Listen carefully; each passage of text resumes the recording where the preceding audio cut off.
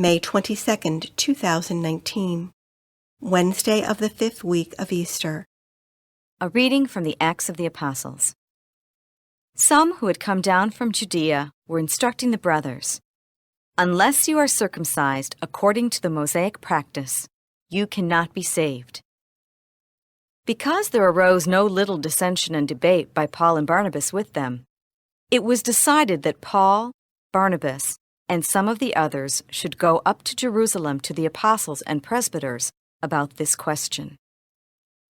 They were sent on their journey by the church and passed through Phoenicia and Samaria, telling of the conversion of the Gentiles, and brought great joy to all the brethren.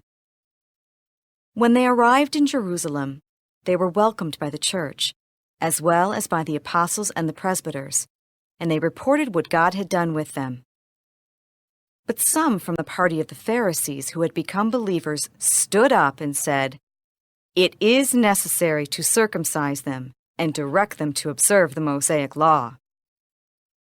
The apostles and the presbyters met together to see about this matter. The word of the Lord. The responsorial psalm. The response is, "Let us go rejoicing to the house of the Lord. I rejoice because they said to me, 'We will go up to the house of the Lord.' And now we have set foot within your gates, O Jerusalem. Let us go rejoicing to the house of the Lord. Jerusalem built as a city with a compact unity. To it the tribes go up, the tribes of the Lord. Let us go rejoicing to the house of the Lord. According to the decree for Israel, to give thanks to the name of the Lord. In it are set up judgment seats, seats for the house of David. Let us go rejoicing to the house of the Lord."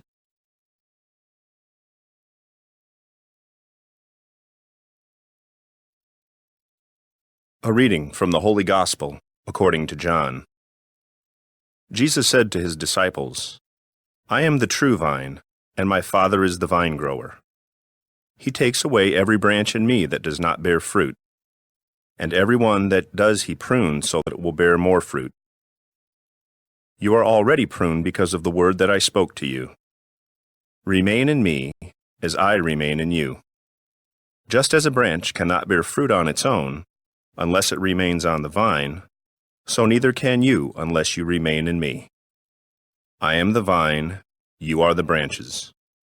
Whoever remains in me, and I in him, will bear much fruit, because without me you can do nothing. Anyone who does not remain in me will be thrown out like a branch and wither. People will gather them and throw them into a fire, and they will be burned. If you remain in me, and my words remain in you, ask for whatever you want, and it will be done for you. By this is my Father glorified, that you bear much fruit and become my disciples." The Gospel of the Lord.